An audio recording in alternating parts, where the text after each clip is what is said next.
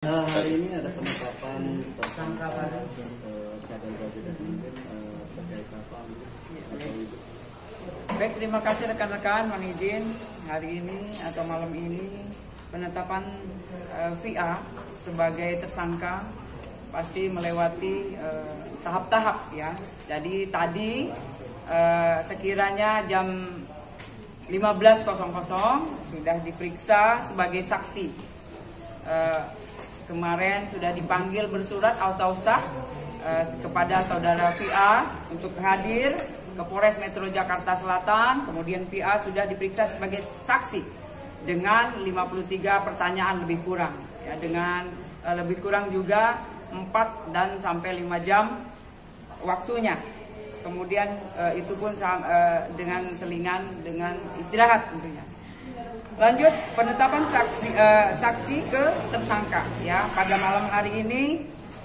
Tadi setelah gelar perkara sekira jam 19.30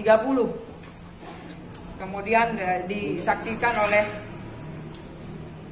Awasidik, kemudian Krim Polda Metro Jaya, lanjut juga dengan instansi kita juga yang dari unit-unit, terutama dari Siwas, Sikum, kemudian Propos ya. Itu jelas karena memang harus ada. Kemudian kenapa dari VA sudah ditetapkan menjadi tersangka? Karena memang kita mempunyai alat bukti ya, dari keterangan saksi, lanjut dari keterangan ahli tentunya yaitu visum. Kemudian yang kita terapkan di sini adalah di pasal Undang-Undang Perlindungan Anak pasal 76D junto pasal 81 ayat 1 yaitu tentang persetubuhan anak ya di bawah umur tentunya. Itu kira-kira rekan-rekan dengan ancaman paling singkat 5 tahun dan paling lama 15 tahun. Berarti ada pengakuan dari Laura sendiri adanya persetubuhan. Ya, kalau itu ada di penyidik. Ya, semua masih ada di penyidik, dari mulai barang bukti, kemudian saksi-saksi yang diperiksa selama ini, rekan-rekan, mohon izin ya, yang jelas hari ini dari saksi menjadi tersangka untuk VA. Bu, langsung ditahan Bu. Ya, untuk sementara ini kita masih di penyidik ya, penyidik masih mencari lagi keterangan-keterangan tentunya dari VA. Bu, benar akan benar 20 hari ke depan, Bu. Rasman sendiri tadi yang bilang, Bu. Ya, nanti kita tanya ke penyidik kalau itu. Yang jelas malam ini dari VA setelah kita melakukan pemeriksaan, saksi sudah ditetapkan menjadi tersangka. Alat bukti jelas dari keterangan saksi, kemudian dari keterangan ahli. Bu, LM benar melakukan 2 kali BAP Bu, dan itu ada perubahan atau gimana Bu? Ya, dari kemarin juga kita minta pemeriksaan tambahan. Ya, setelah itu baru kita memeriksa VA. Berarti setelah LM sendiri melakukan BAP kedua, langsung ada penetapan ini Bu? Setelah kita memeriksa VA ya, jadi tadi yang jelas sudah kita mintain keterangan dulu sebagai saksi terlapor. Bu Nurma, kapan pengakuan LM?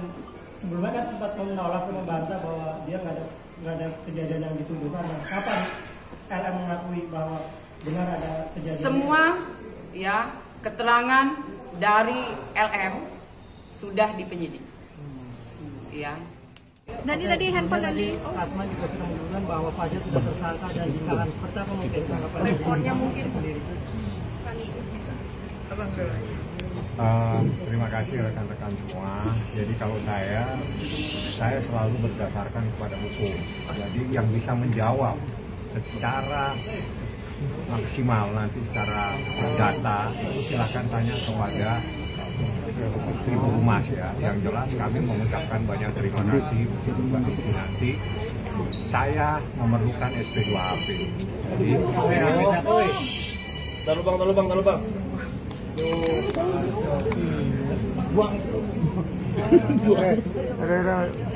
Ya terkait dengan penetapan tersangka dan sebagainya, itu alangkah baiknya yang menjelaskan adalah pihak dari humas, ya, supaya saya sama Niki tidak salah menjelaskan, karena ini adalah persoalan menjadi kewenangan daripada penyidik.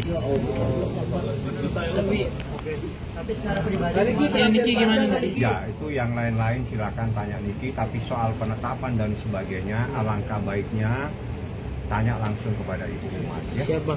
Kak Niki gimana perasaannya setelah 7 bulan? Haru kah haru? Pas banget yang ini malam Nisfu Sa'ban. Mungkin banyak juga orang berdoa di malam hari ini. Salah satunya mungkin doa gue yang dikabulin Tuhan. Terima kasih buat Polres Jakarta Selatan. Terima kasih buat bukan PPA. Terima kasih untuk para penyidik. Bapak Kasat yang sudah 7 bulan menangani kasus ini akhirnya selesai malam hari ini. Terima kasih juga untuk Bude dan Pade yang sudah membuat anak saya Laura bisa kembali lagi sama saya, bisa memberikan keterangan yang sejujur-jujurnya.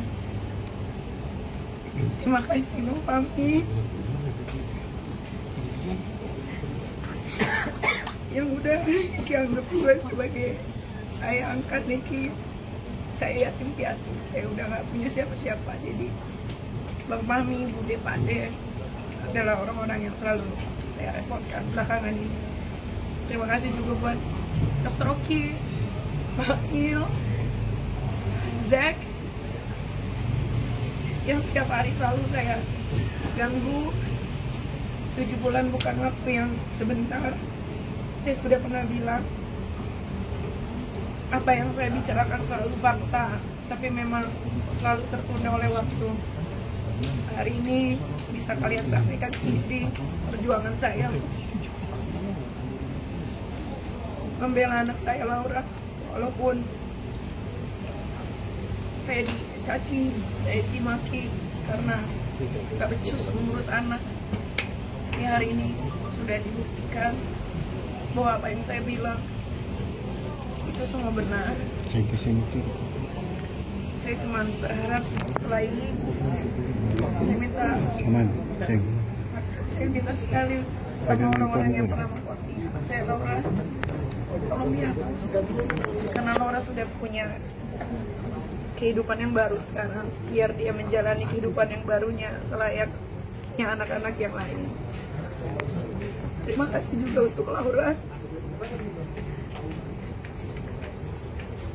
karena sudah mau jujur saya. Awalnya saya kecewa, tapi ini sudah terjadi. Yang penting anak saya sudah balik ke tangan saya lagi. Mungkin dengan pelajaran yang seperti ini Laura juga tidak akan mengulanginya lagi. Terima kasih juga untuk teman-teman wartawan yang sudah mencapai lelah selama 7 bulan ini. Terima kasih.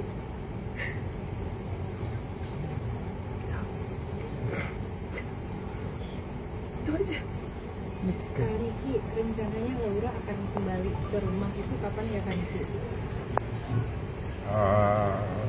Saya bisa minta maaf. Saya minta diakhiri wawancara ini biar Niki kembali ke rumahnya. Ya, karena pertanyaan-pertanyaan yang lain untuk sementara jangan dulu. Ya, saya mohon maaf. Saya minta sudah cukup diakhiri. Niki sudah menyampaikan informasi, menyampaikan terima kasih. Mohon yang lebih lanjut tentang penetapan, tentang penahanan, langsung tanyakan kepada Ibu Humas selaku perwakilan dari Polres dan penyidik. Saya pikir itu. Sekali lagi saya mohon maaf. Biar Niki istirahat, Niki mau pulang. Oke. Siap, terima kasih. Pada malam hari ini saya informasikan bahwa setelah tadi Saudara Fadil Al-Fajar Bajideh diperiksa, lebih kurang 53 pertanyaan. Ya. Dan tidak banyak sih pertanyaannya. Nah, setelah kita dalami, kita dengarkan, kita lihat perkembangan, kita lihat keterangan dari berbagai pemberi keterangan, diantaranya keterangan Loli, keterangan mungkin dari NM, dari saksi-saksi, dari Fadel. Maka tadi dilakukan gelar perkara, dan gelar perkara itu menetapkan saudara Fadel Al-Fajar Bajideh sebagai tersangka. Dan oleh karena satu dan lain hal sesuai dengan KUHP diatur bahwa penyidik dapat melakukan penahanan jika satu si tersangka itu mengulangi perbuatannya, menghilangkan barang bukti, dan atau melarikan diri.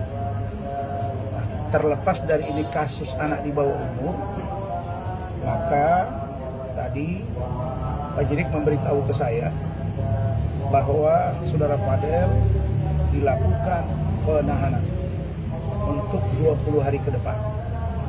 Jadi tadi di sana diurusi oleh saudara Rahmat Riyadi, dan saya akan zoom dengan tim advokat saya, dan ada juga zoom dengan salah satu travel.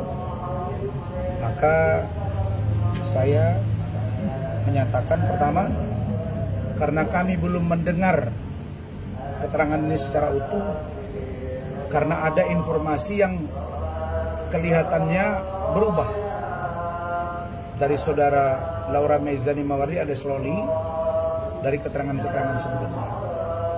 Tentu keterangan-keterangan ini akan dikaji dan didalami.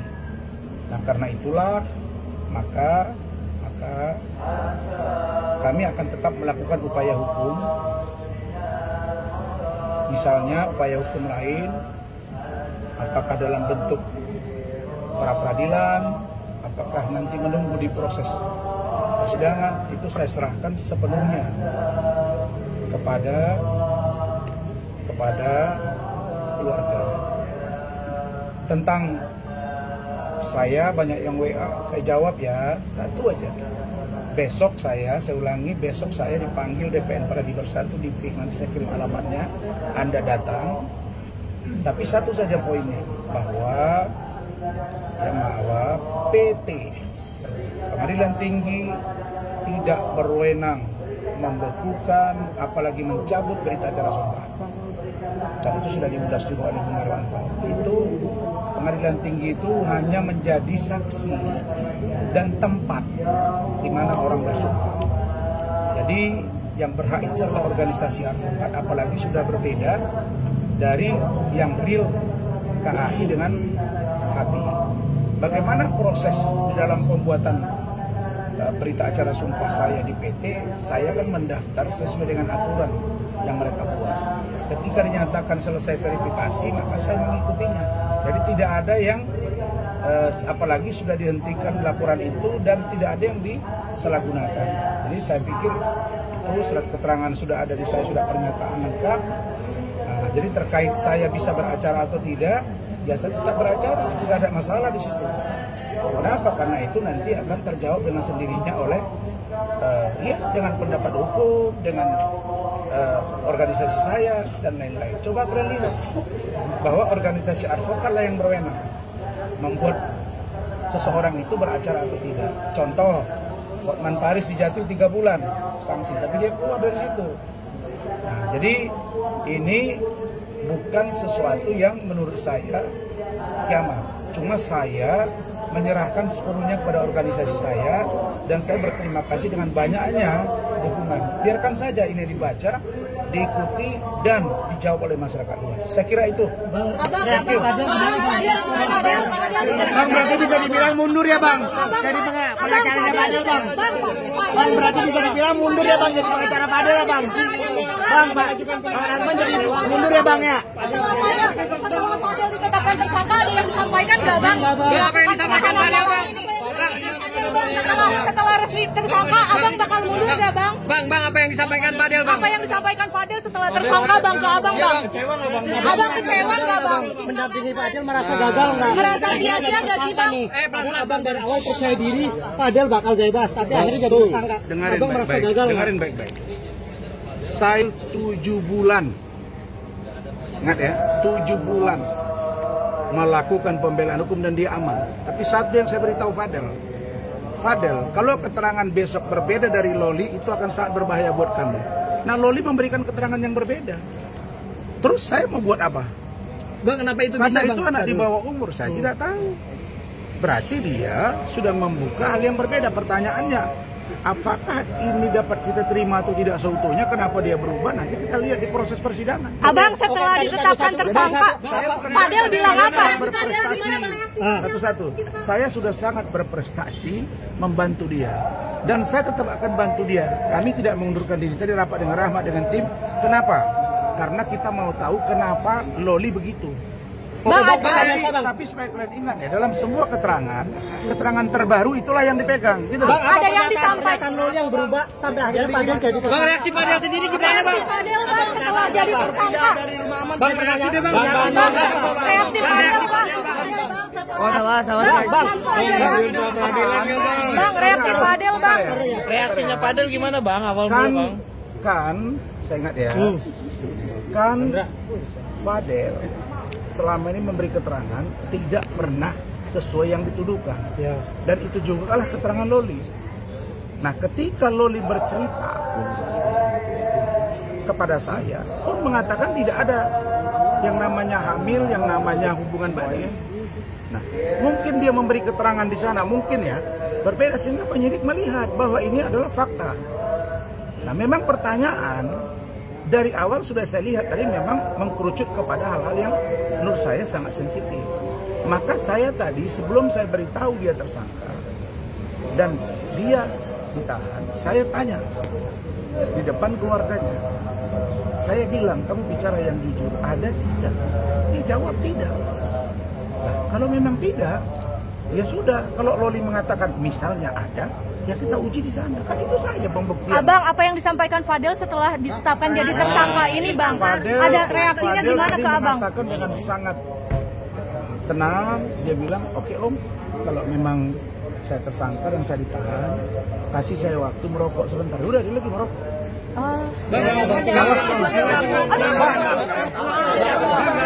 Fadel jadi tersangka, well, kemarin Isa Jega, sekarang Fadel. Siapa lagi yang bakal menyusul? Apakah ibu-ibu yang selalu gibahin NM? Nikita Mirjani itu banyak yang nyerang bukan karena dia jahat, tapi karena kebahagiaan Nikita Mirjani melukai hati orang-orang yang sirik sama dia. Ya kan, terbuktikan kalau Nikita Mirjani itu diem, cetak aja kena semua kan lo. Puas gua hari ini, Fadel jadi tersangka.